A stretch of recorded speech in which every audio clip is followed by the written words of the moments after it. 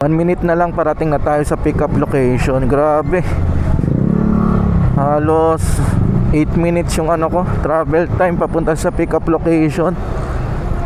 Lumagpas kasi ako sa ano, sa U-turn. Medyo matagal yung ano, yung navigation lumabas.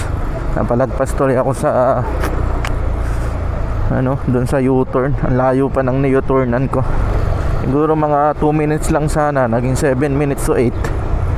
Hop, mobra pa ako. Kakakwento dito. Yun o, masikip. Hup, hup. Arrive na natin para naka-ready na si ano, Ma'am Cecil.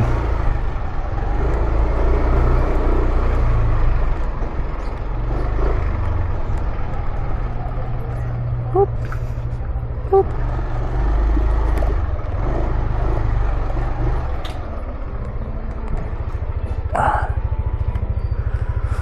Dito na tayo.